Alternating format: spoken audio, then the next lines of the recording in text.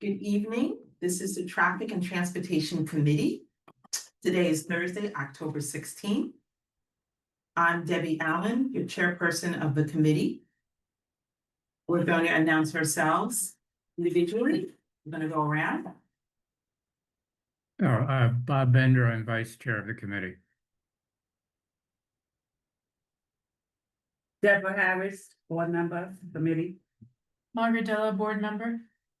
And I'm Farah Q. Rubin, district manager. I'm going to start with roll call. Debbie Allen, present. Bob Bender, Here. Sylvia Alexander, Absent.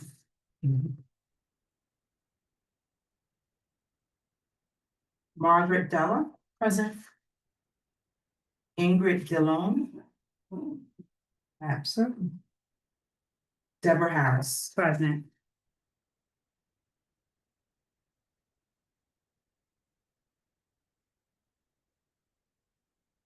Everyone has received the minutes from September 25th, 2025 meeting.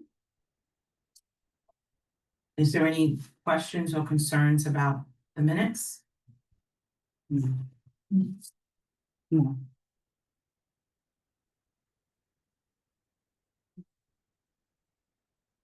No. That being said, is there a motion to accept? Motion to approve. Second. Second, third. Let's vote. All those in favor? Excellent. The motion is passed. So we're going to start this evening with a discussion with the MTA. And I would like to thank Jonathan Flynn. He'll be presenting this evening. And Jonathan? Yes, so I'm waiting for my colleague Ashley to join. Do you see him in the... Oh, here he is. I hear you come. Okay, great. I was ready for a second. Okay, So good should I evening. share with Ashley the screen or? No, I could do it. I'll control the deck. Okay. He'll speak through the slides.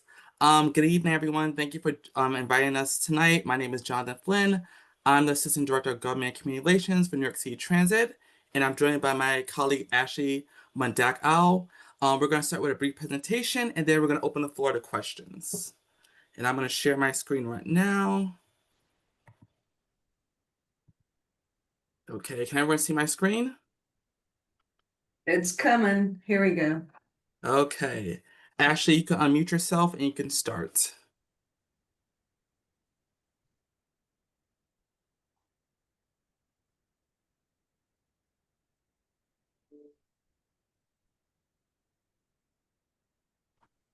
Thanks for the help. I was having difficulties with that. How's everybody? Let me just try to get the camera on. Not sure if you could see me. Not yet, but we can hear you. All right, well,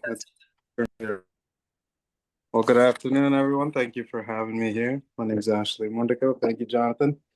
Just quickly give a brief rundown of this project, and then we could open it up for some questions and answers. So this is a MTA project, C35328. This is to bring to a state of good repair our elevated line structure. This is between 225th Street and 242nd Street on the Broadway 7th Avenue line. So the work entails structural steel repairs. Now, this structure was built in 1904, in the early 1900s. So there's a lot of original steel in place that's in really bad shape, extremely corroded, deteriorated. It's also an eyesore with the peeled paint, and we're looking to rectify that by not only performing the steel repairs, but by blasting and painting the structure.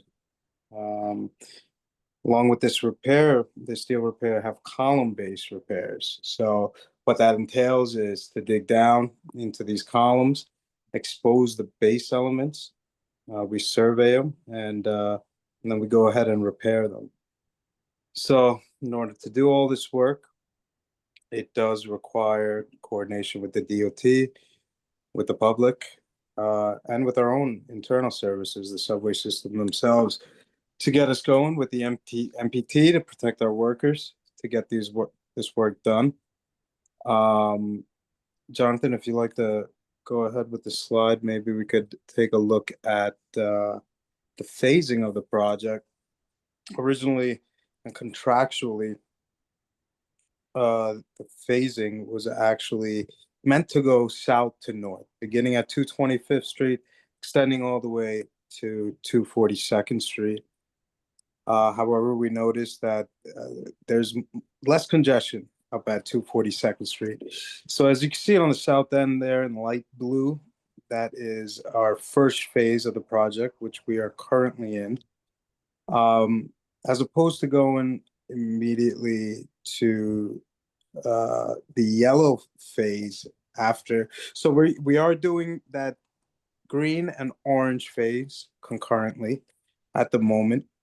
And in addition to that, simultaneously at the north end of the line, what you see in green there, we've also mobilized there at 242nd. So burning the candle from both ends here, as opposed to continuing from south to north.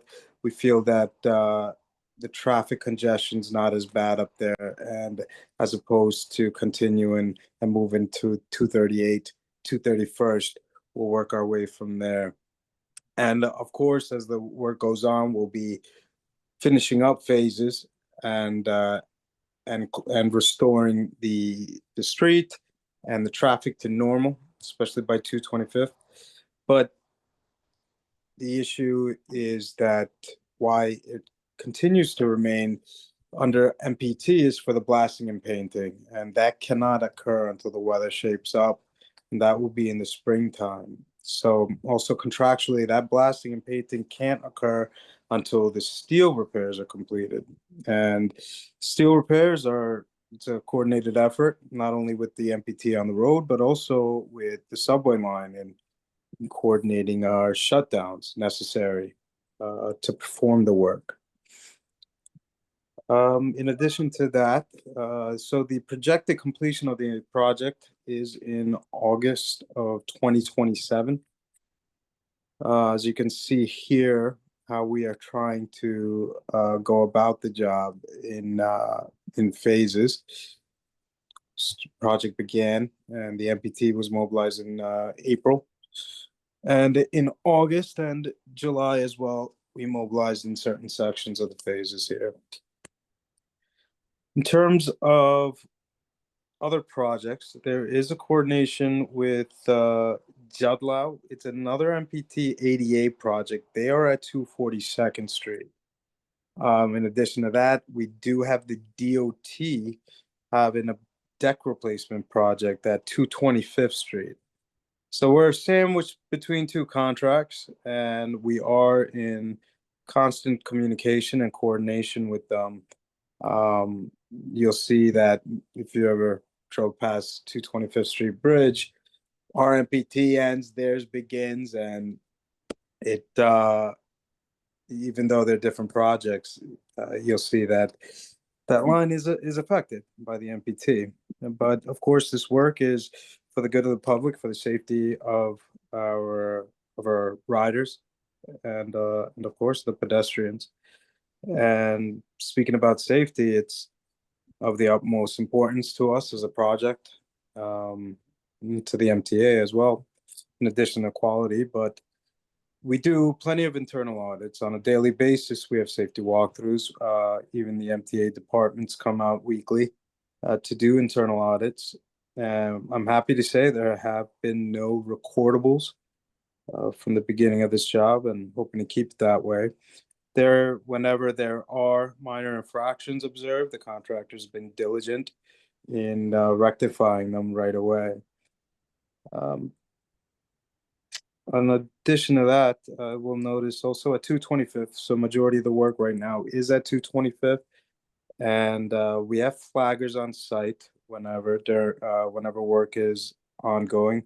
The DOT also has provided NYPD traffic control agents over by 225th Street at the intersection there. So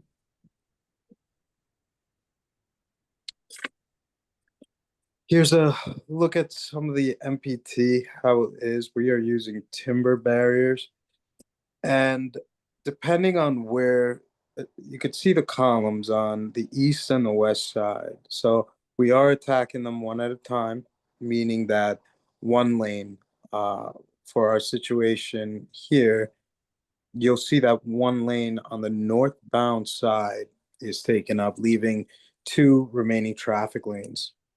Eventually, when we get to the west columns, it'll be the same on this side. I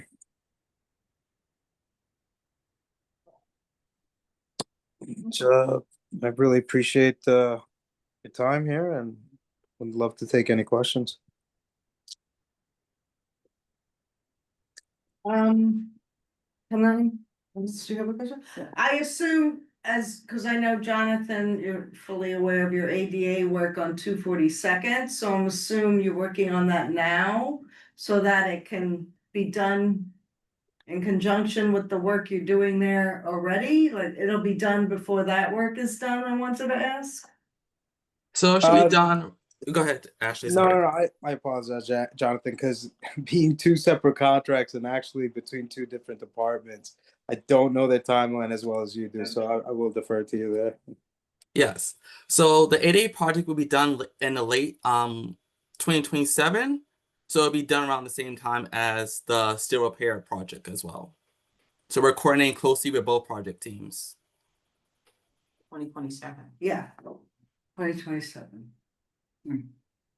And none of the stations will be closed at any point, right? It'll all be open during the work.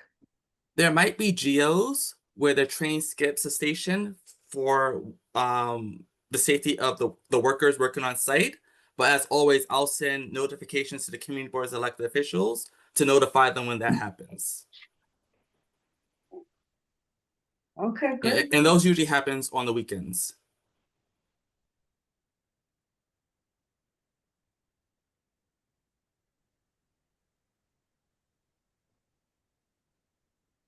You may have said this and I may have. I'm sorry, you're breaking up a little bit.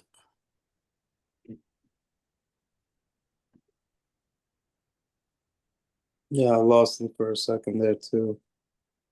They'll come back on. It just goes and comes at times in the order. No problem. Thank you, Julie.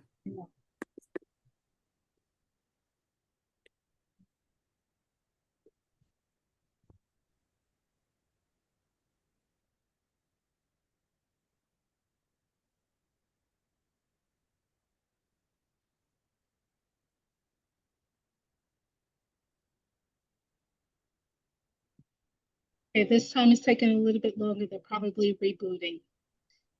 No problem.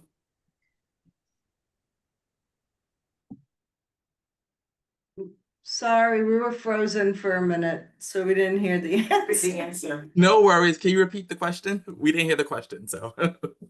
Yeah, for the northern section, the green section on your map, you said the blasting and the sanding, the blasting, the painting will take place next spring. So my question is, when will you be completely finished with the northern section? Jonathan, on our phasing plan, I just want to double check that date there. Should be towards the end of 2026. It's in 2026, but just want to verify that, Jonathan. I don't have the deck in front of me here. It should be up right now. Oh, there we go. Okay, great.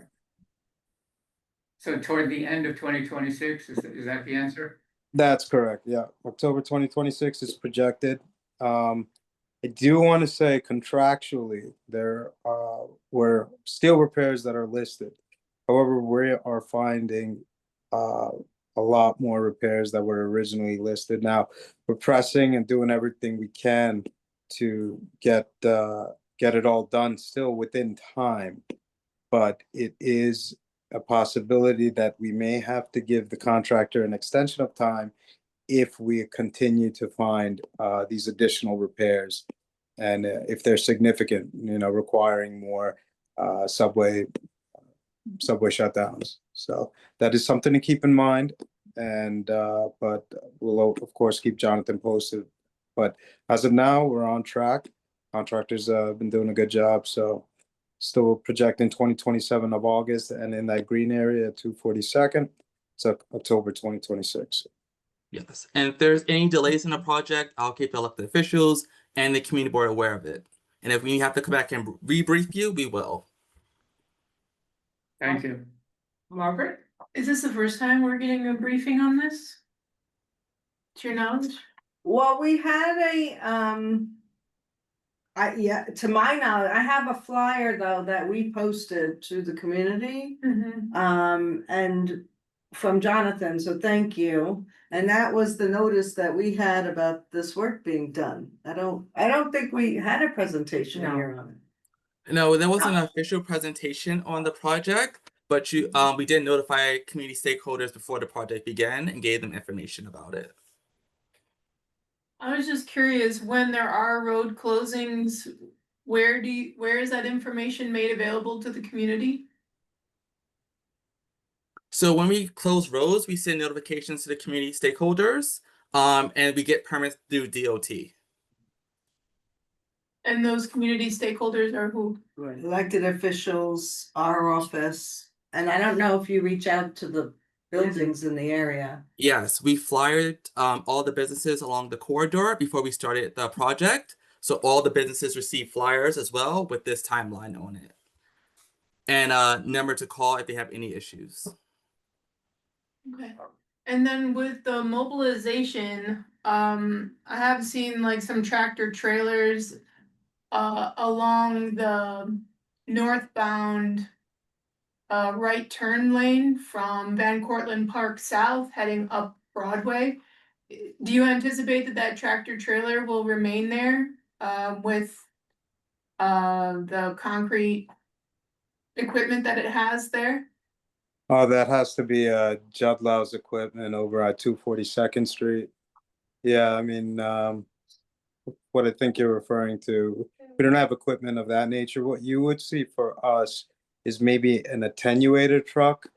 There are times where off rush hour hours, of course, we'll need to go outside of the MPT to take a look at steel, and to protect the workers, we'll have that crash truck behind us. But as for any tractor trailers on our job, there wouldn't be. I think you're referring to at 242nd that belongs to Judlow, and it may be within their concrete barriers, MPT. If I'm not too familiar about that equipment in their place, so I'd have to defer to Jonathan and Judlow on that one. Yes. But for our work, all our equipment would be within the MPT and the timber barrier, or within our staging areas, which are also gated off. I've made a note Yeah. about the trailer, and I'll follow up and I'll reach out to Farah with an answer for you. Okay, thanks, because it's definitely not closed off. It's just sitting, it's adjacent to where people walk into the park. Okay, and it's Um, by the train station? Yeah, it's just a little bit south, Okay. where you enter into the park at the like southwest corner. Where Yeah, that right turn lane goes onto Broadway. Okay. Sorry, I have a few more questions. No problem. Go ahead. We're here. So with the timber barriers, I mean, I do see that in certain parts, like 242nd, that green area, I do see the timber barriers. But definitely around 231st, that is not what I see. I don't even see like barriers, and there's like forgive me, I don't have the technical term, but there's a lot of like trucks that have the little basket on them to take people up and down. Like yes. that, that stuff's not even really closed off. I mean, you could walk right through. And I mean, part of it is closed off, and then part of it is just like metal barricades. So I was just wondering, what, like, is that just how it is? Is that up to safety standards? Yeah, no, it's a great question. And why you'll see some discrepancies actually between the job at 242nd and our project, which stretches from 225th to 242nd. They're actually covered by OSIP insurance, which have more stringent standards requiring concrete barriers for work that's not temporary. According to DOT standards and specification, timber barriers are adequate for our work, and that's what our contractor chose to use, being that concrete barriers weren't mandated. You bring up a great point about the man lifts, and these man lifts are either within the MPT or, as you were alluding to, there's some gated areas with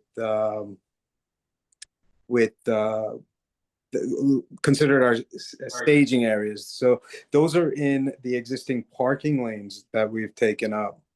Yeah, and that is by 231st Street. That's absolutely right. So they're not rigid as concrete barriers are. And yeah, if somebody were in the middle is where you have the actual timber barrier. That gated section where they're going to keep equipment and material, that is locked up at the end of the day if nobody is there. As for the timber barrier, that's in the middle portion of the lane. Jonathan, if you could just go back to that picture of the MPT, maybe. There we go. So this is the type of timber barrier I'm referring to that you'll see along the stretch of our work, and depending on what phase we're in. And on the left side there, you'll see something that's similar to where you would see the staging area, where there's not necessarily a column there, but we are using an area allocated to us by the DOT to be able to store material. But also, if you have seen a man lift outside of the MPT, it's most likely, as you can see, the man lift right here. Yeah, it's a perfect example of, on the other side, you do have a similar timber barrier. So here we're looking northbound, and we have a lane taken out on the northbound in this area during this work, and you'll see the man lift within that timber barrier. Now, there may be times that man lift needs to verify on the other side where there's no MPT. And at that point, that's when we'll bring out a crash truck and flaggers, of course, outside of rush hour to be able to perform that work, to survey only, not to perform any production. But yeah, if anything of that is a concern, I can always take a closer look at it and relay anything to Jonathan. Yeah, I think well, it's been 2 weeks since I took my bike just up and down from 242nd to 225th. Definitely around 230th and 231st streets. There is the timber barrier on the inside as you've described, but then like the barrier along like along Broadway, but at 230th, 231st, there's really, I mean, there's like some little plastic ropes and like I'm not even saying like anyone could do anything like um wrong, but like a kid could just like walk right through because there's just gaps in the barricades. Like barricades is such a generous way of putting it. So I would, strongly recommend that someone take a look at it. Because it was on a Sunday, it wasn't during work hours, so like it wasn't buttoned up over the weekend. And the other thing is, if there could, I know I'm asking for a lot here, but some of the barricades just look really haphazard. So it's kind of like you have I can send some pictures through the office, but it's like orange cones with a little rope across it in some areas, and then others are like big metal gates that don't, you could, there's barely nothing to them, barely anything to them. And so just first of all, 231st and Broadway, I'm sure you all know this, but it's the biggest, busiest hub in our entire district. And it really just looks like trash right now. Like I just walked through there tonight on my way up. There's trash throughout all of those lanes. The barricades just look haphazard. It doesn't look professional at all. So if you all could go and take a look, we'd really appreciate it for safety concerns and then just, obviously quality of life in our community. Thank No, you for, no. Jonathan, there is actually one thing I'm reminded of, that some of these columns do fall onto the sidewalk, and I think at times during the workday, they may rope it off, but it's a valid point, and I'm gonna go take a closer look and see what we can do here. yes, Okay, and thank you for that feedback. And like, I'll do a site visit next week and take pictures. If there's anything we can address, we'll definitely address those concerns. And thank you for bringing that to our attention. Great. The last thing I wanted to raise is that at the intersection of 231st, I guess it's the northwest corner of the intersection.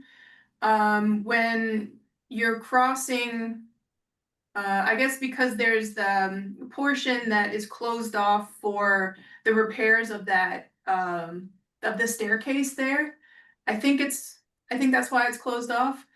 I'm not quite sure. But nonetheless, it's closed off and then it has a barrier. So that's nearly at the street. There's a very small walkway.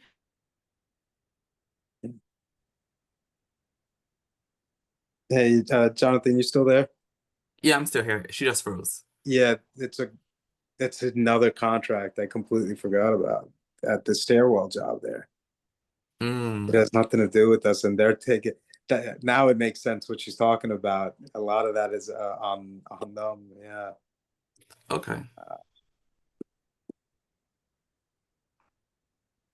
Yeah, I haven't communicated to them in a while. Are you familiar with that project number? I'm not, but I could follow up. Yeah. Okay.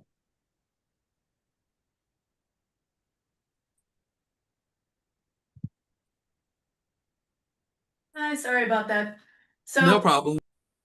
the crossing from the northeast side to the northwest side, it's a barricade that is off of the sidewalk. So it's kind of like the space that should be wide enough for a wheelchair or a stroller or a walker to get through is really limited because you have the curb there, and then you have the catch basin, and then there's like a ramp that goes up, but it doesn't seem like an appropriate grade for someone who's in a wheelchair to get from the street level to the sidewalk in order to, continue on their way either along 231st or even to snake around and keep going up Broadway, etc.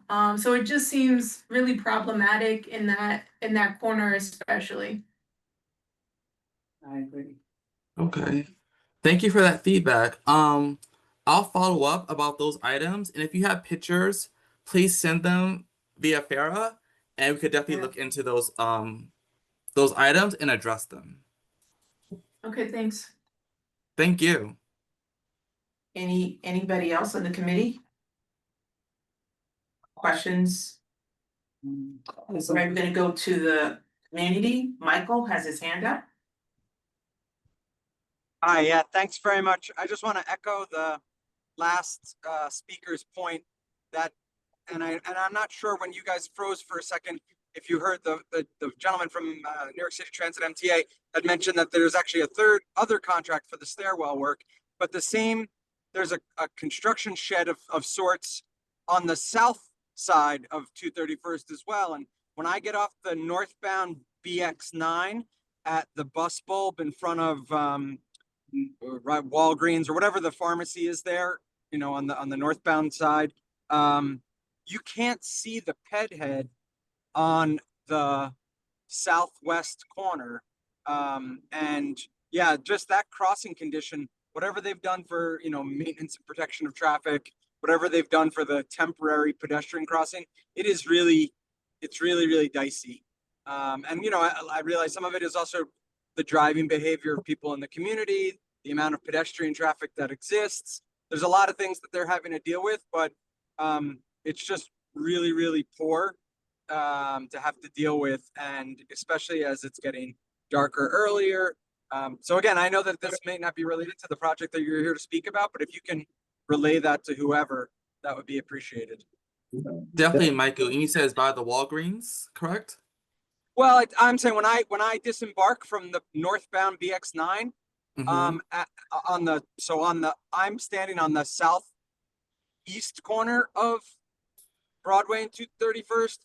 As I'm looking back across to cross to the southwest corner, their construction shed has blocked the ped head, and also that whole they've done the same thing as what was described by the woman prior, that there's a kind of a temporary pedestrian access route in the roadbed protected by Jersey barriers, but it's just very congested and really, you know, not really comfortable as a pedestrian crossing there.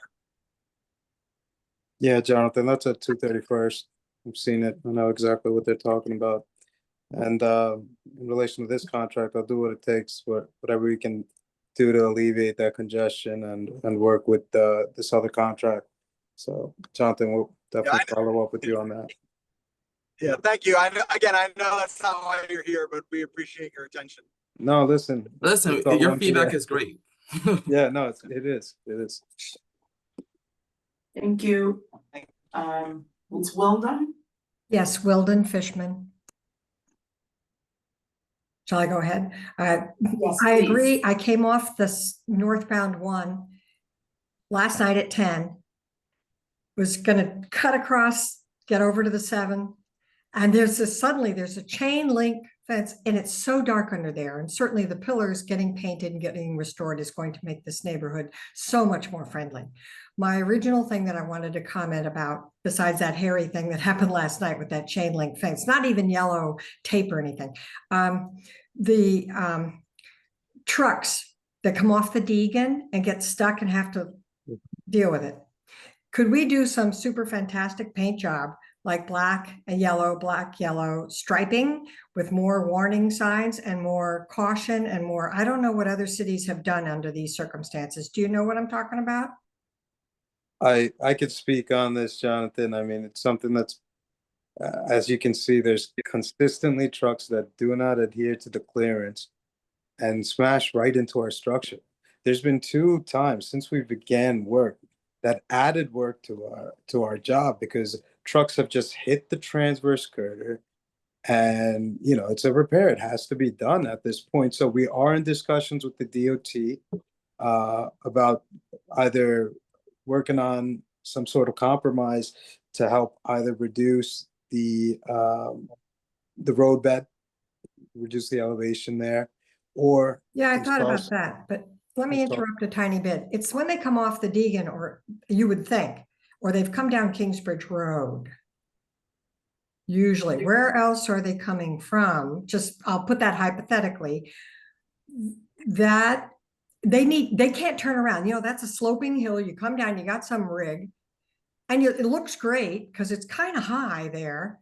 Little do you know that a 1/4 of an inch is gonna plow Yeah. the subway over. Yeah, It happens way up the hill.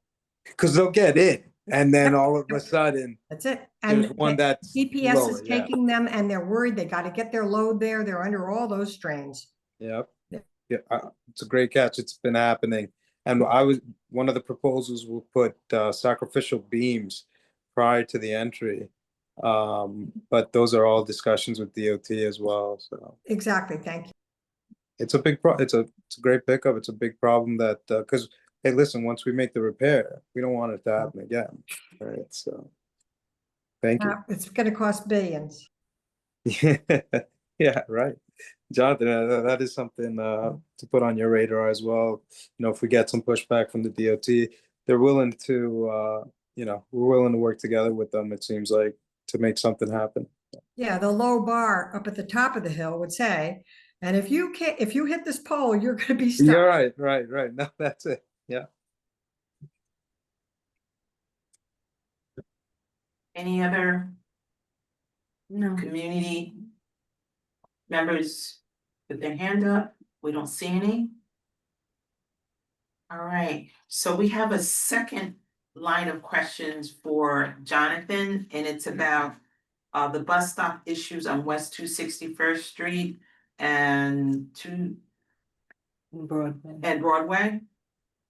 Yeah, so I'm gonna coordinate with our road ops team and the community board to schedule a site visit, just so we can get a first-hand perspective about what's happening there at that site, so we can address it as soon as possible. And my hopes is that we could do that next week. But I'll send some dates and time that our road ops team is available to the community board via FARA, and then we'll set some time to review the site. And hopefully shortly after that, we can put something in place to stop that from happening. Can you just, Deborah, can you just specifically tell them what the concern is? Yes. As the case. So, hello, good evening. So, the BX9, the last and the first stop is 262nd Street and Broadway, right? That's the last stop northbound. Then southbound, the first stop is Broadway and 261st Street. However, the BX9 stops like in between the block where there's no traffic light, there's no yield signal, there's no stop sign. So the traffic conditions are horrendous. When we exit the bus for the last stop and we have to cross the street to head west, we are literally dodging traffic because the oncoming traffic from north headed south, there's no signal for them to slow down, to yield or anything. So most of the 9 buses are like the double, I don't know what you call the extra long buses.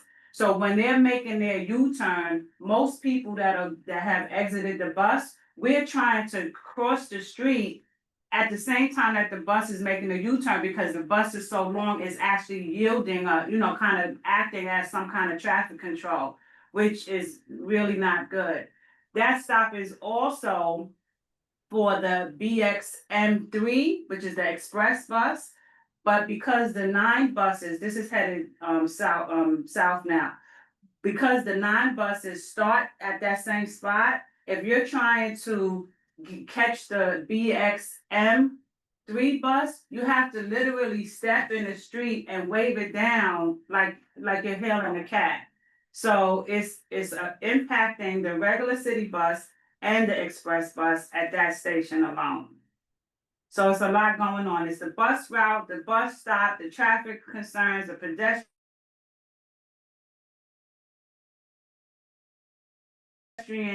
and just the ongoing traffic. I know that was a lot, but it is a No lot. problem. It is a I lot. completely understand. It's an accident waiting to happen. And there have been some minor accidents that I've viewed myself, but nothing really serious, but it really needs to be a traffic study in that area and maybe even having someone like a supervisor there at the end and stop of that bus route to kind of like check to see what bus drivers are doing because I'm not trying to throw any bus driver under the bus, but they really just have carte blanche. They do what they want to do. And it's something has to be done. Okay. And like I said, like next step for us, I even gonna add DOT to that meeting we're gonna have next week because it seemed like there needs to be like some kind of signage as well.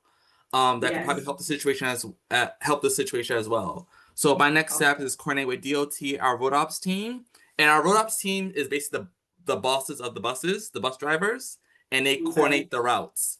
So we're gonna coordinate a meeting with DOT, road ops, and the community board just so we get a first-hand perspective of what's happening and probably take some pictures to figure out what the game plan is to address those particular issues. And is this a new issue or has it been constant for a while? Well, I'm new to the neighborhood, like I've Okay. been there for almost 2 years, so it's new to me, But when I speak to a few people that I've met, you know, they've had the same concerns. And I did put in I don't know, a work order, I don't know what you call it, and I do have a ticket number. Hmm. And, you know, they told me the last time a study was done over there was in 1999. Oh, wow. What are we talking about now, right? That's a long time. Yes. So, thank you. Bob No has a problem. question. Yeah, not a question, but a comment. I want to add just a little more information. You also have all of the Westchester buses coming down there as well. There are several different lines coming down from Westchester, going down to the 242nd Street subway stop, the last stop on the one train. And making it even more difficult, at 262nd and Broadway, there is a construction of a men's homeless shelter that's going up.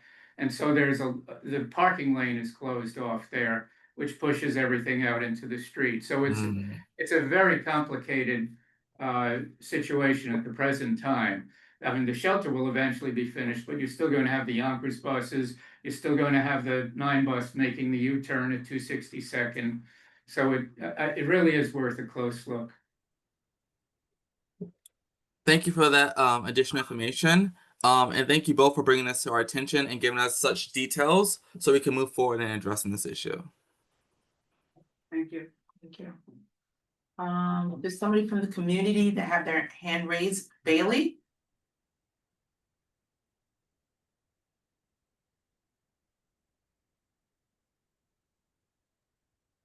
I'm sorry, I had muted so you wouldn't hear me. Can you hear me now? Yes, we can. I don't know if this is the MTA or the people who are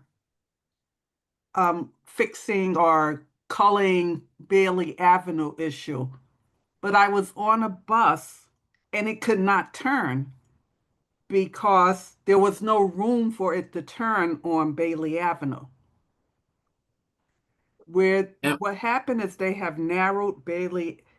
It's the number 1 BX1 bus, and it goes down Kingsbridge, and then it goes, I'm not sure what's that street, but it turns north onto Bailey Avenue. It's like right. It doesn't, I'm not sure if that's Albany Crescent. I know it's on the other side of the street but the bus was going down a hill and it makes a right onto Bailey. They put a turning lane left that turns left onto right there where the bus is turning right. So they narrowed the street and the bus had no room to turn because people are double parking or they're parking down to the curve. And some way, I don't think it's an MTA problem though, but the bus was stuck at that corner. And so I don't know it's like they need to extend the curve outward into the street to discourage people from parking all the way to the curves because it's blocking the traffic. I think like if you could provide the cross street, I could look further into that, and you could do that via Farah. Would she email the community board with that information and you forward it to me? Let me look on maps right now. Okay. And you said the BX1, correct? Yes. Yeah, I wonder where that is, because they're already taking away 46 spots in that area. So I know the community there would not be happy taking more than that. Well, it's not, Yeah. what's going on is they're gonna have to take away those spots on that corner because it's impossible for the bus to turn. And if there's more than one car in the turning lane, it's stuck. So it's the double parking that's caused the issue. It's not even the double parking. What they did was at that point in Bailey, on Bailey, they made it where it's only 2 lanes. If the cars are all parked in one they're all parked to the corner, the bus doesn't have enough room to swing around because it has to go out and around. And they put the turning lane there now, and it goes into the turning lane. So they need to just extend that sidewalk out a little bit to discourage people from parking all the way to the street corner, which they shouldn't be doing anyway because they're blocking the handicap crosswalk. racks. Okay. So you're saying the cars are blocking the crosswalk? Well, they would, yeah, because they're parking all the way to the corner. So it's Bailey Avenue and West Kingsbridge Road. Oh, that's further back, all the way by Target. Yeah, because she wrote here. Bailey Avenue. Okay.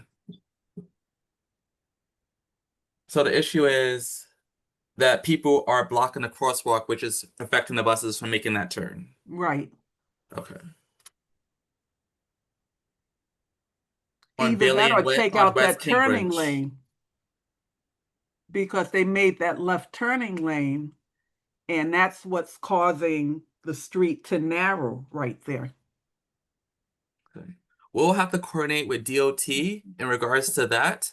But I'll definitely relay that message to them. Bailey and West Kingsbridge, cars are parking in the crosswalk, which is causing the bus to have issues turning. Okay.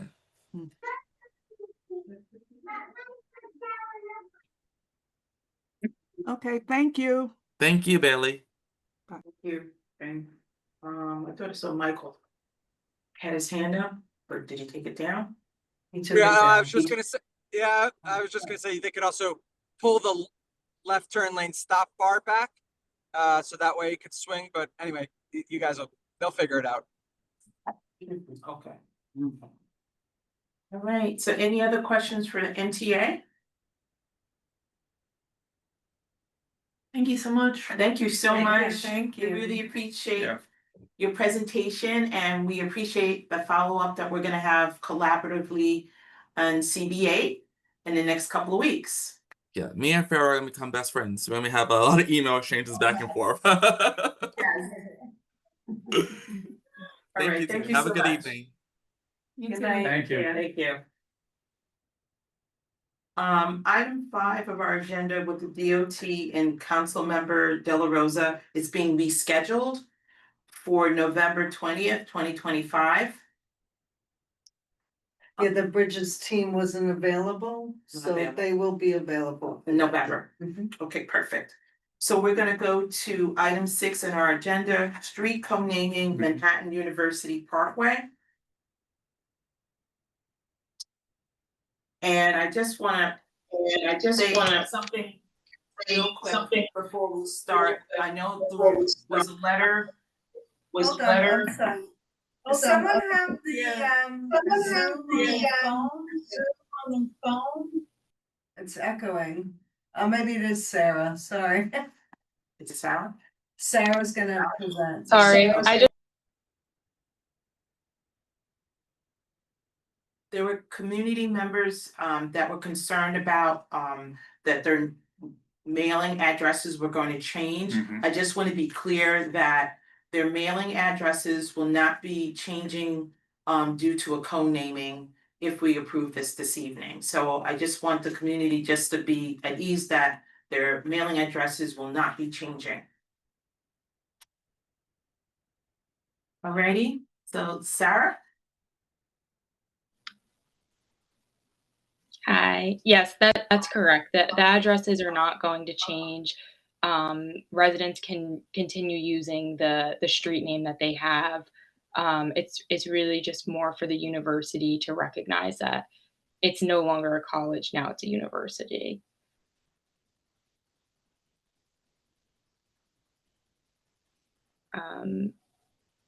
So I don't know if there's more questions. If or if the board is aware of I know we updated, I think I've been talking to Farah about the latest updates in terms of notifying residents, if the board wants a recap of that or any other information Yes. I could provide. Yes, please. Yes, and I did give you a printout of the, of all the notices you sent and to who you sent them to. Okay, sure. Yes, so we as the board knows, we had some difficulty notifying residents mainly because of a number of apartment buildings along the parkway, which we weren't able to notify individual residents. So we looked into a bunch of different options. One of them using a service through the post office, which would ensure delivery to every resident, but ultimately that wasn't feasible for something like this. So we used our process server that we usually work with at our firm. They went around to all the apartment buildings and put notices in all the mailboxes, sort of like not like but as you would like a flyer or an advertisement that you might get in your mailbox, so sort of like sticking out, and then also posted the notice in the doorway of all the buildings. And we have those affidavits of service as well. And then our firm also mailed out notices to all the individual residences, which we believe they had already received notices and just didn't fill out the return because initially we had sent them return receipt requested to verify that they had received it. But they're all single family homes. So we believe they did actually receive them, but just to be on the safe side, we sent them again. And we have an affirmation of service for that as well. And if the board is interested, we can provide you with the full list of addresses that we sent the notices to.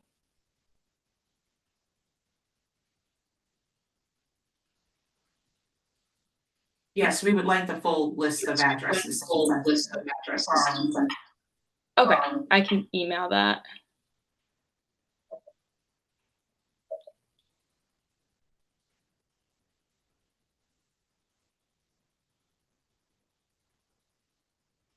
Okay, so we've. Can you just mute her? I'm gonna mute you for a minute, Sarah. Yes, so we've heard, Manhattan University has presented before us a few times. I think this time they have met informing our community that's gonna be impacted by a co-naming, which there'll be no impact because it's not gonna change their mailing address. They have sent out notices, they've sent out a process server to the apartments. They have sent certified letters to homeowners. They have letters of support. They have been good neighbors. They have supported our community. And I just want to just say that, and what's the desire of our committee? Well, I would be in favor of the co-naming, but I think we should get the documentation that we asked for. And presuming that we have it before the executive committee meeting, if it is received and it is what it's supposed to be, then I would be in favor of the co-naming. I agree. I don't have any other issue. I don't have any issues with it. Margaret? Yeah, I mean, this is the fourth month, I think we've discussed it. I mean, if no one in the community has any objection, I'm not going to object. It doesn't impact me, but. I mean, your address is, this number is going to be the same. It's just going to say Manhattan University Parkway instead of Manhattan College Parkway. So, I mean, this has happened elsewhere in the community in the past.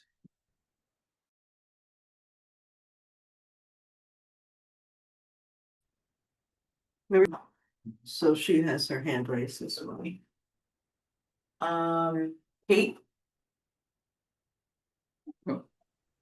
Is it Kate? Yes. Good evening. Yeah, I'm Kate Theobald. I submitted testimony in opposition to the co-naming. I hope it was shared with you all. I won't read it, but I live on Manhattan College Parkway. I also went to Manhattan College. I know that it's a co-naming, but where are these signs going? I know Bob Bender said that our numbers will be the same, but it will be on Manhattan University Parkway now. It's just going to create confusion.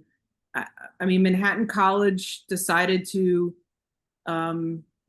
graduate to Manhattan University for whatever reasons it decided to do that. I believe it's to market to international students. It shouldn't disrupt the local community members. And, when I went to Manhattan, people asked, is that in Manhattan? And it's like, no. And so that was confusion. And now, it's like, oh, you went to Manhattan College. Is that the same as Manhattan University? No. So now I live on Manhattan College Parkway and my license is going to say that. And I'm going to tell people to send mail to that. But it's the mail deliverer is going to, it's Manhattan University Parkway. Where are these signs going? I haven't heard I know you've all heard it 4 times before, but I haven't heard the presentation. So I still object for the confusion's sake of it all. Well, presumably the street signs will change at a certain point, right? Well, they Okay. add it under the other one. In a street co-naming, you have the original, and Right, then the co-name is right Right. under it, yeah. yeah, So the 2 names will be there, Mhm. okay. Yeah, but I think we froze again. No, I think we're good. no, Okay. Is that true though? Because usually it's just at one, I used to do street co-namings when I worked for Councilmember Andy Cohen. It's usually just at one intersection, like Andrew one Sandler intersection. Way. But Manhattan College is a long road that has many addresses on it.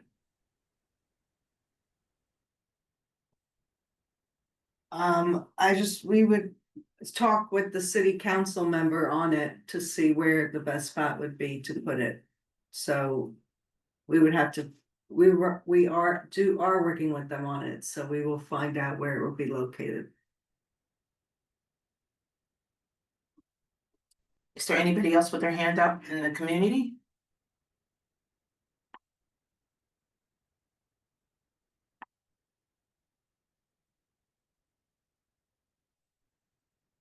No? No, I'm not seeing I don't anybody. see any.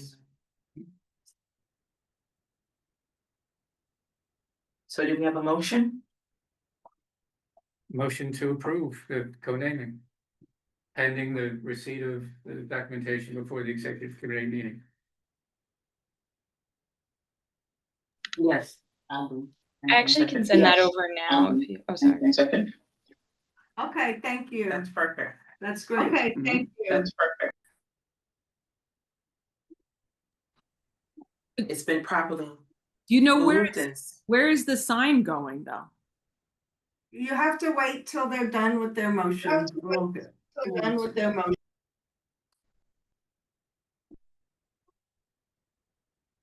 And it was properly moved in second. Mm-hmm, Let's vote. mm-hmm. How many approve? By raising of aye. Any abstentions? There's 1.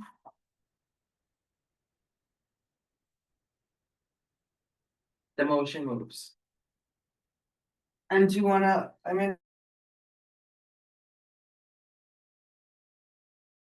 I'll let Kate know where it's gonna be, but we have to speak with city council. City council. Okay, thank you.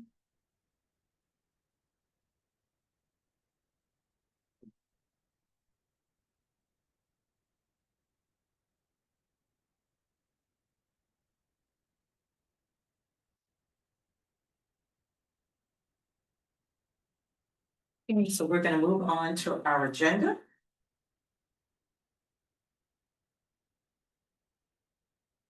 Unfinished business. is 22 City Pike Station Phase 3 Riverdale. The response from the DOT and the summer walkthrough. Has everybody had the opportunity to review the DOT's response? And they're pretty much most of the suggestions that he offered as alternatives.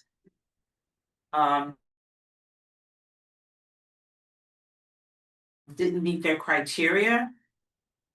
So the areas in which they have selected our prop is gonna stand. And they also provided us with the 2024 usage data that we requested in terms of usage, and it looks like there's certain sites where the usage is pretty low. But there's limited consideration about eliminating those sites. One site that really stuck out that I'm pretty surprised, Tibbet Avenue and West 234th Street. Seems like it's not a lot of usage there. Maybe 5 daily trips annually and 6 trips during peak time. And Kingsbridge Terrace and West 230th Street, doesn't seem like there's a lot of use there either. 5 trips annually and 6 daily trips during the month for peak time.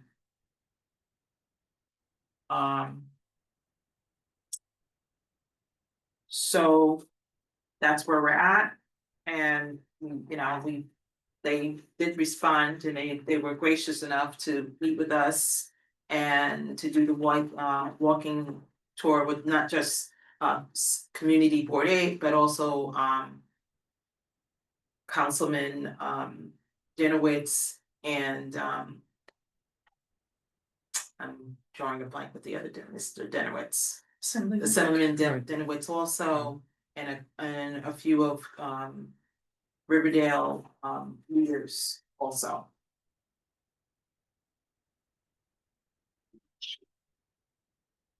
I just wanna add on this that they did change 2 of the sites from a walkthrough to accommodate being on a sidewalk instead of the street. So most they didn't change, but they did change 2 as a result of that walkthrough this summer. They're keeping the Cesaride spot that was on Riverdale Avenue and 258th Street. That's gonna stay. No, that's gonna go the sky and on the other side of the street. On the sidewalk. But it's not gonna, yeah, by the other side, but it's not gonna impact Accessoride. Right. Yes, because that was looking stuff.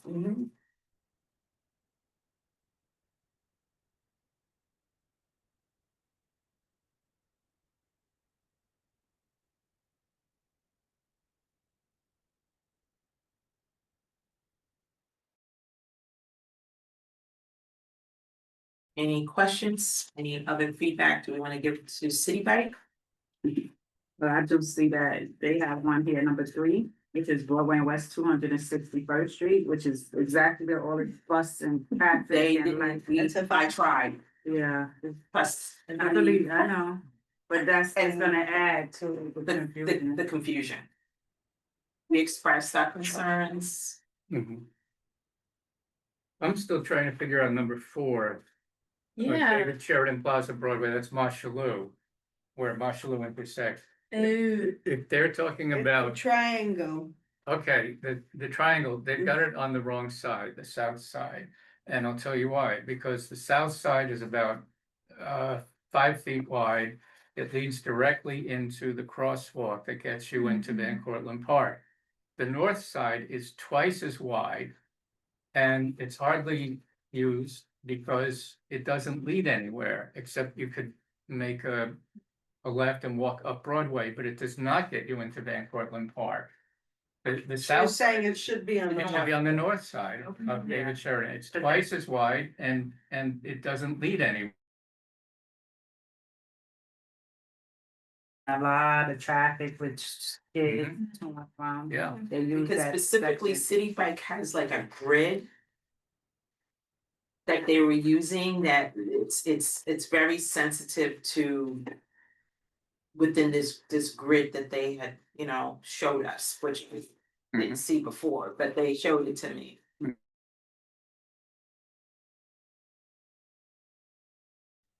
Yeah, I know, I Ask brought again. it up with you before, Debbie, and you said they definitely wanted it on the south side, but I'm telling you, go down and look at it. Yeah. It's definitely the wrong side Yes. You mean the south side of the triangle, of the right? triangle, right? Because yeah. that's just right in your turn lane, if you're turning left, heading north, right? Is that what you mean? Well, there's a pedestrian area there on both sides of the triangle.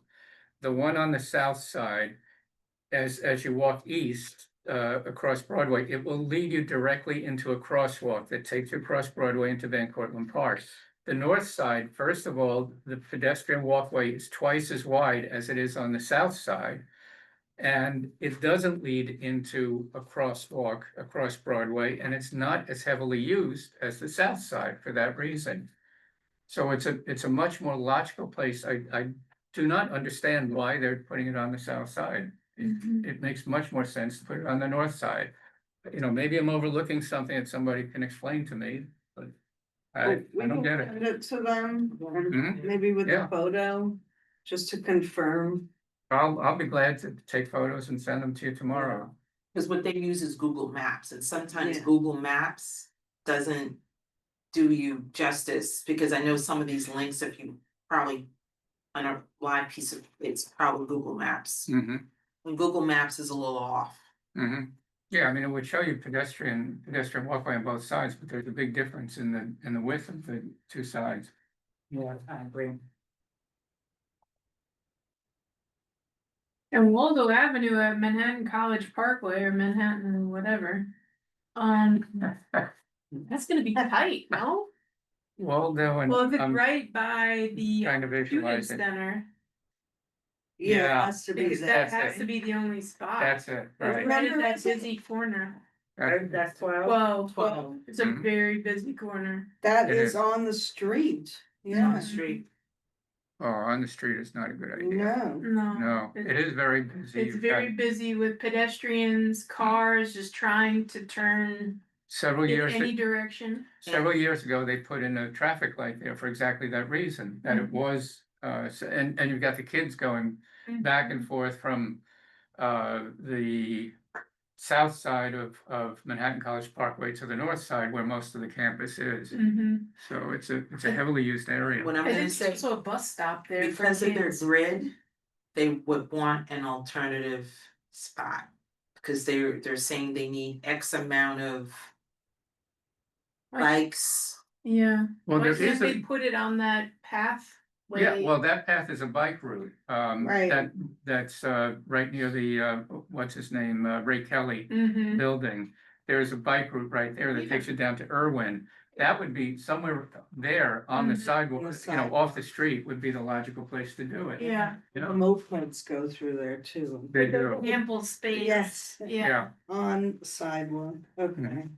so we'll readdress, So Mhm. on sidewalk for number 12. Mm-hmm. yeah, by the.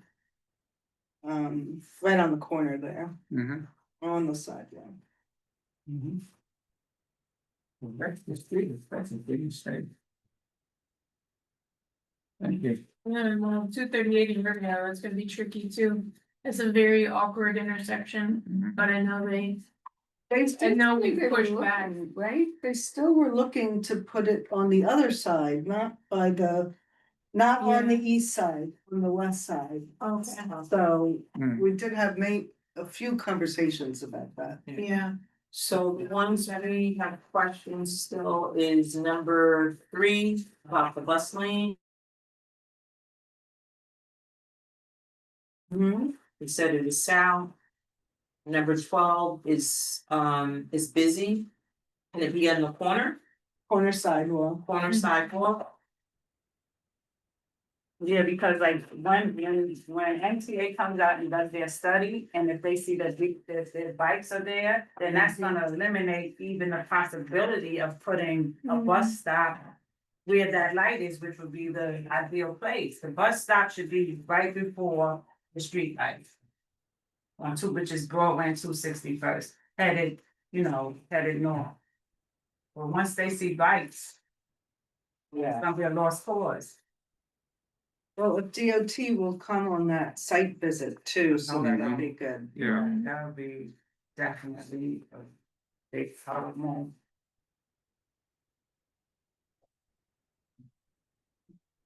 The bus turned and hit the mailbox today. Oh, is that right? Right in front of the grocery store, so No. that's really. That's so hard. Strange around. Right, so any other suggestions? Wow, these are a lot of city bikes. I know, it's a lot. 22 stations. And how many bikes are there each? It's probably It depends. I Like apologize. 15 or Yeah, it something? depends, he said it The depends. lowest is. They used the lower, they said they tried to use lower. Michael's trying to get into the conversation. Oh. Well, actually, I was just waiting until the board members were done. I didn't know how it works. So when it's Yeah, we open were to the still- floor, but sorry, We were still. I apologize. Are we? Done? I think so. Yeah. Okay, Michael? Okay, so yeah, I'm sorry. I didn't want to seem too eager. I just am curious to know if the lists that you're looking at and the locations, and is that material all available for the public to also view? Like The basically list the- of 22 stations is a presentation that is on our website. Okay, that was done as part of your field walk. You viewed those initial 22 stations, gave feedback, and then the community board got their responses. That essentially, what I think I'm hearing you say is, thanks for the suggestions, but those won't work. Is that correct? Essentially, yes. Yeah. I mean, I get it. For the exception of two sites, which I Two of them, think, right, yeah. keeping the accessorized spot was a win for me, so, Sure, you know. that makes sense. Yeah, and Yeah, I've been, eagerly awaiting City Bike coming to the neighborhood. I realize there's a lot of tension because of course, the impacts to parking, and as a, Central Riverdale resident, I'm very aware that still lots of people use cars and need to get around, and our streets are all very tight. I appreciate also that they shared usage data, because I am also really kind of surprised, maybe, I don't know if that's the best word, but the number of city bikes I see on the docking stations down in Kingsbridge that look unused for extended periods of time, I am really surprised by. Like, there's a huge docking station south of Van Cortlandt Park South, excuse me. So as you're going north on Broadway, as you approach Van Cortlandt Park South, it's in that kind of cobblestone median-ish area on the right-hand side. I mean, I just am always flabbergasted that is so empty. I mean, so full of bikes, but I do want it up in our neighborhood, and I appreciate the work that you may have done to try and mitigate the impacts while also still accommodating. I guess that was my only other comment to say is, like, maybe if they could, I know that there are templates of minimum numbers, and then as they expand, it's like you can't go, oh, I want 16 as opposed to 14. Like, they're in set units, I believe, that they expand by. So if there's any way to have it be the minimum number of bikes per station, not because I'm against it, but because of what it looks like the usage is like in the area in general, I just feel like it'll really hurt the overall system and people's feeling about the system if they see a lot of unused bikes as opposed to seeing a few unused bikes.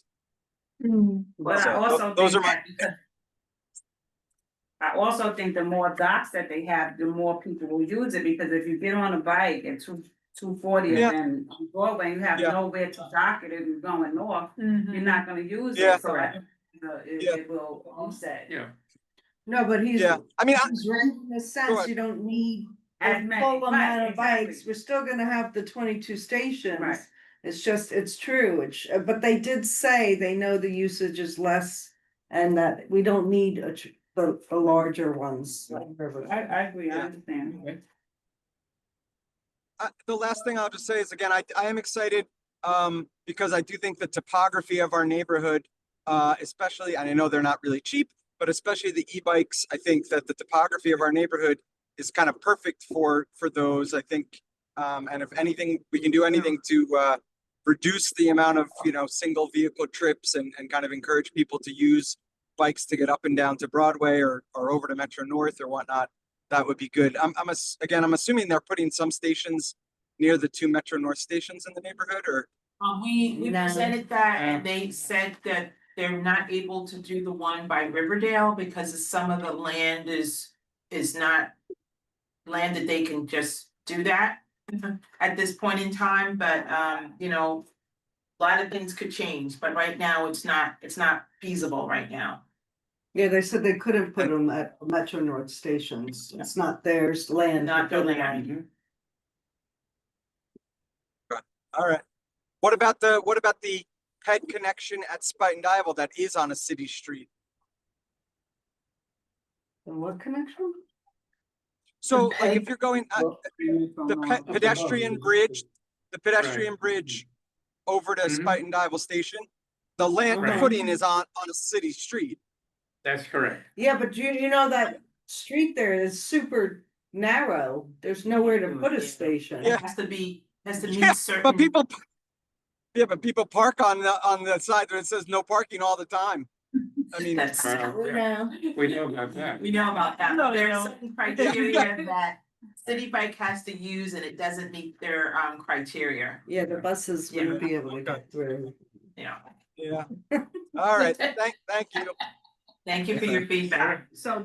that, I do Yeah. have one question. Even though I did raise a concern about Broadway and 261st, I do use City Bike and I do want one in the neighborhood. If you go back to them and discuss it, will that remove this whole concept of, oh, this No. is already a done deal, we're just talking, I just brought it up because all of the other things that we're trying to address, right? They're not they're pretty firm in what their criteria is. Okay. And if it meets their criteria, and we don't have a suggestion to fill what they need within the grid, their suggestion stands. Okay. That's how that goes. Okay. For good and bad, Yes, like most things, right? yeah, like. So is there any other questions about City Bike? No. Okay, so let's move on to our budget priorities for 2028. So. 2028. On the 28th. Ooh.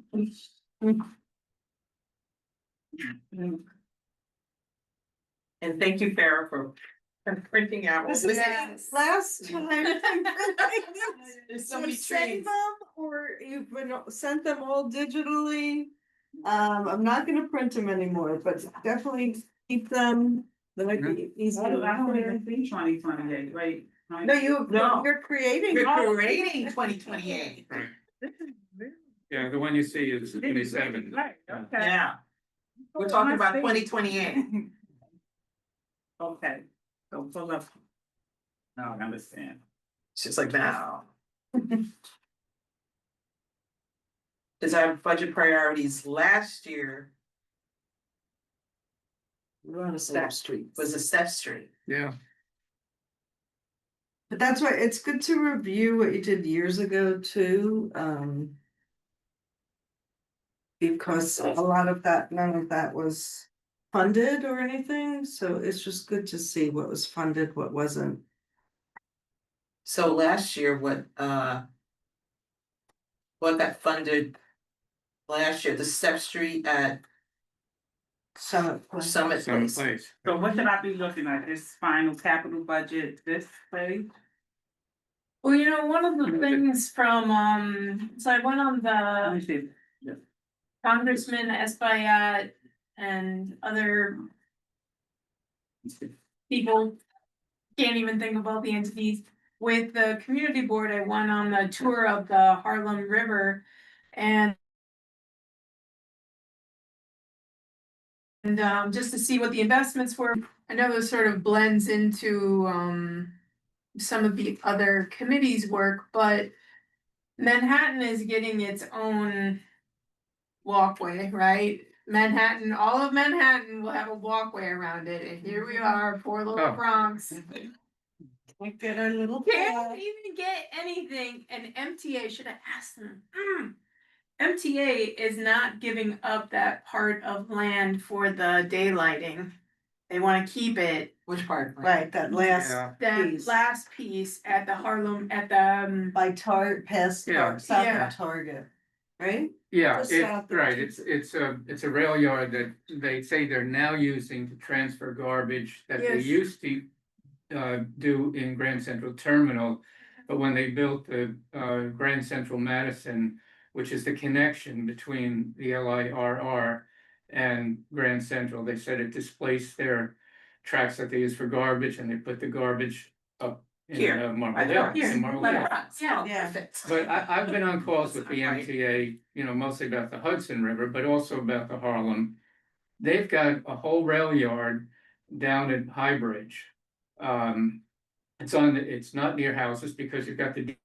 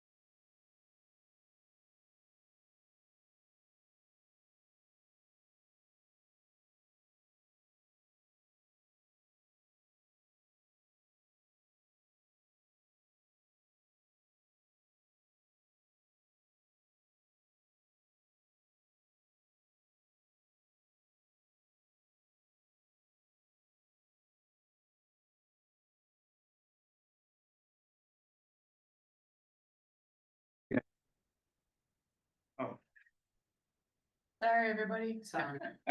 So wherever you dropped off, we were talking about where MTA is now currently storing trash from Grand Central is stores it in the Bronx.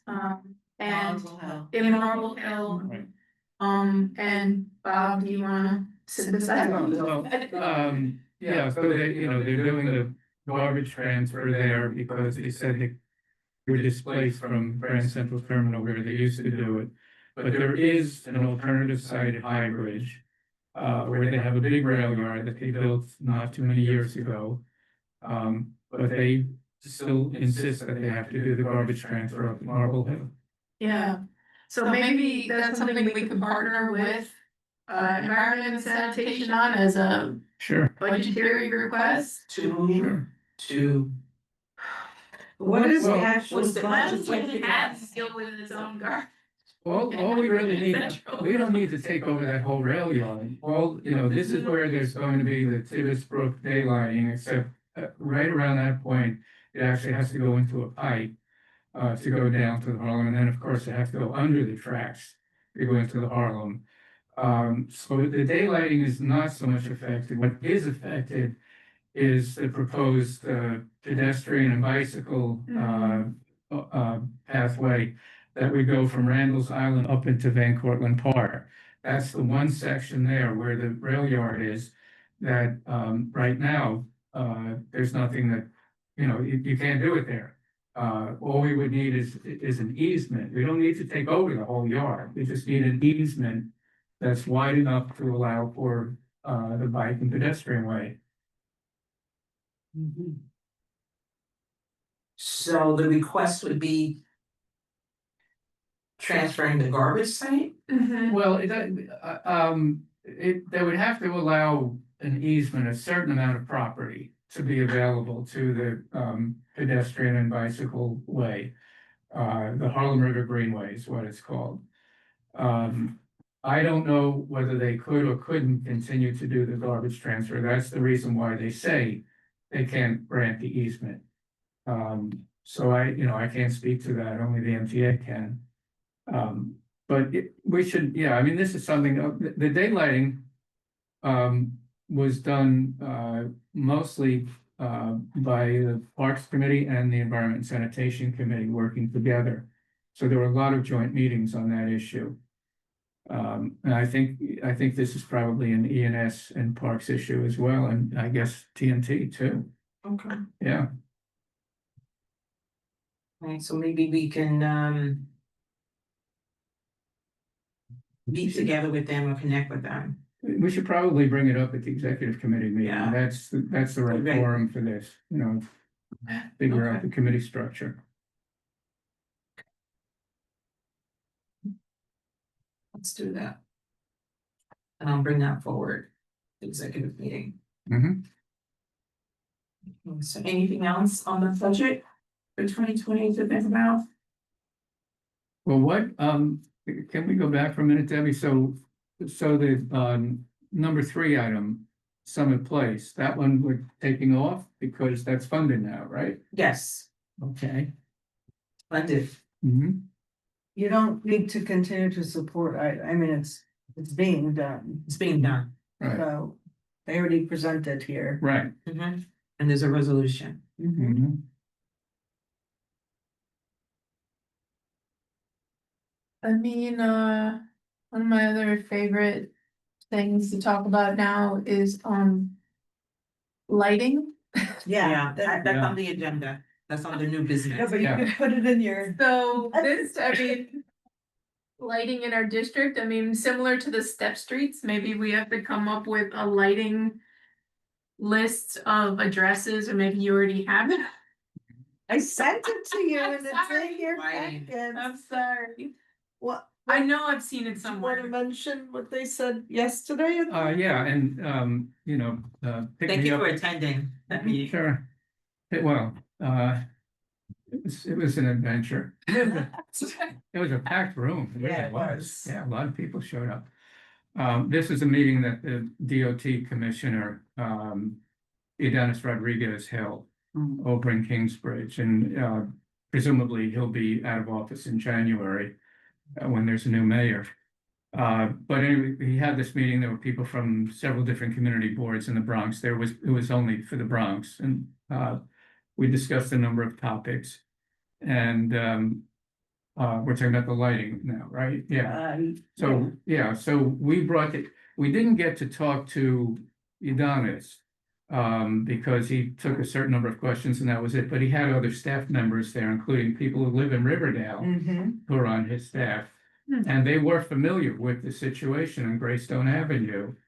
What they told us was the city switched the type of lights that it uses about 10 years ago to this different kind of, LED lights. right, LED lights.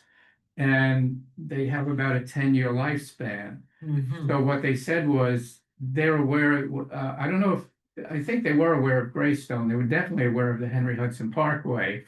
Yeah, See. And they said the problem is that a lot of those lights have reached the end of their lifespan. And so there are a lot of light problems all over the Bronx, not just Greystone and Henry Hudson, but elsewhere. And they said they know about it, but they just have to get to everything.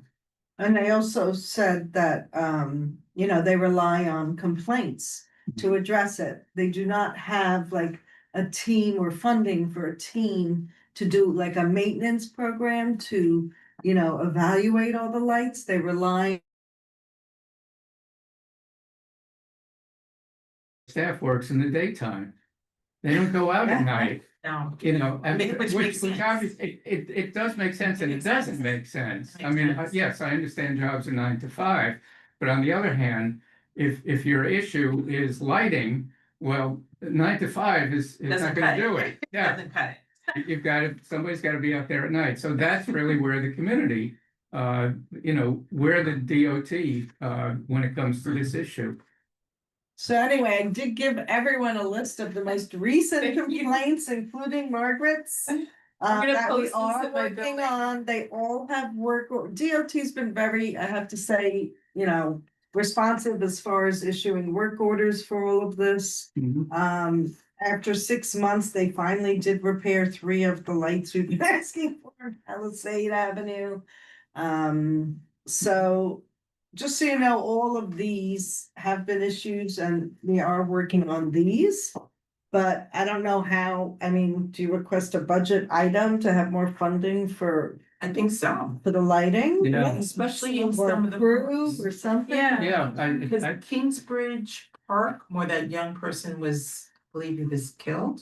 Mhm. There was a teenager That over the was the summer. Williamsbridge Mhm. Oval, I thought. Or Oh. is this a Still different on. one? yeah, there was one in Williamsburg Yeah, Oval, I yeah. know that. Yeah, I'm not sure what you're referring to, Deb. but there's a lighting issue at Kingsbridge Park. But that's Parks issue then. That's not ours. DOT. No, it's not, it's not yours, It's not ours. but Yeah, you can mention that to Parks for sure. lighting.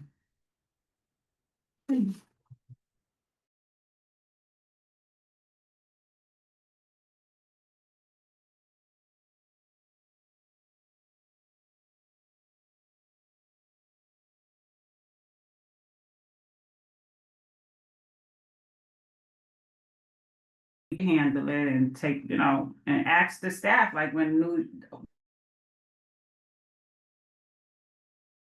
Was the staff that's just there that worked for the Bronx, or did the staff and present work for the whole commission, the whole citywide? Like, what do they do when Manhattan has a light out? I was under the impression they were Bronx only, the people that we met. They were with. just Bronx. The borough commissioner was there, all of our reps from Right. Bronx were there. Yeah, Although he's the commissioner for the well, for whole the whole city. yeah, Lee Donis. His yeah. deputy commissioner was there, Margaret. Because like Yeah. if we try to recreate a wheel, but they already have something that they know like how to get it done. Maybe I we just need to think figure out it's based on the community board, cause I lived on Staten Island, we Mhm. never had a problem with a light. A light went out, somebody called and it was taken care of. I think here, there's people not as engaged, or they don't know who to call. Okay. I'm not exactly sure, but there is Mhm. opportunity to make it safe. Number one, for Right. people to be able to walk. Two, Mhm. it limits, negative things from happening to people as a result of poor lighting. Yeah, And safety, the sidewalk could be cracked, Correct. so there's a whole bunch of reasons why we need light. mhm. Okay, just thought it maybe. But I mean, it is an obvious flaw that if they don't have anybody who's on duty after it gets dark, that they're relying 100% on the community. On the Right. community. They did send this week after all these complaints, someone at night to address all these lights out on Henry Hudson Parkway especially. Because you could see we had like 15 it was a lot. Mhm. So they did go out there and they are addressing those, and we Yeah. did speak to some of the higher ups there. I guess their kids use that park.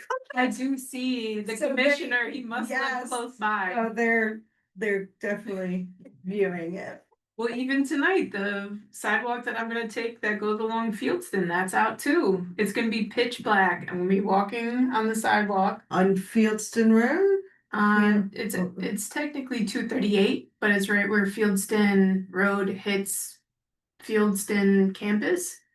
Oh, I know what you mean. Yeah. I know the spot, yeah. It's pitch Uh-huh. black too, Mhm. so, Mhm. Mm. but anyway, great. Great, lighting. Yeah, Lighting. next time I see the commissioner with his dog outside, I'll be like, Yeah. Sir, you with know, me. Come with me over there. Meet downstairs at Yeah, 8. exactly. Right, so we may be doing some night work, which I don't mind. Night court. All right, so, okay, we already talked about new business. Is there any other questions, concerns, or anything that we should think about for inviting anybody for our next meeting? Con Edison? Oh, I'm sorry, there is something. West 254th Street. Mhm. Right, The homeowners there and the community, people that live on that street that are Mhm. impacted by The construction, acquisition. acquisition of property, hmm that's a concern. But that was the last presentation? Yes. Okay. We didn't address that, but we did ask at this meeting yesterday about the sidewalks. Mhm. And they said definitely there have to be 2 sidewalks. And they said the reason is that the primary concern for them is the school, SAR, and the kids going to and from school. And they said they have to have a sidewalk on the opposite side of the street. They said it was the minimum width. Yeah, they made it a smaller. Right, they said it's the minimum width that DOT will approve on the sidewalk. They said that much. But it's clear that, you know, they're not backing off the 2 sidewalks. So we didn't get into the, I don't recall that we got into the issue of the encroachment, as they put it, on the Mhm. street, the homeowner property lines. That's gonna be something. I know, so I know, Yeah. you know, people are concerned about it and, and it, you know, intertwines with other committees in terms of Mhm. how it impacts, Yeah, our you're gonna lose some community. greenery, you're gonna lose some trees, you're gonna lose some lawns and bushes. But really, I mean, you know, there's a title and the title tells you exactly where your property line is, Yeah. and there's not much you can do about that. But I know there's community people that wanna, if they could, you know, have another opportunity to meet, to hear with, Mhm. that team again. Right, Mhm. yeah. And they Well, are gonna have a meeting for the homeowners mhm. and the acquisitions. They are gonna do Mhm. like a Yeah. public hearing. Well, I believe they said that at the meeting also, Mhm. yeah. Okay. And I know they wanna have a separate, they're having a meeting in November, no, December. Yeah, we don't have, We don't have a date. we don't know anything yet, but Yeah. that's what I was just telling you, Yeah. till, once it's ready, we'll, We'll let them know. yeah. Right, so there's nothing else. Thank you for a wonderful meeting. Thank you for the community for joining. Yeah, Our meeting. Thank you. Thank you. Thank you. Good night. Good night. Night, Good. everybody. Thank you.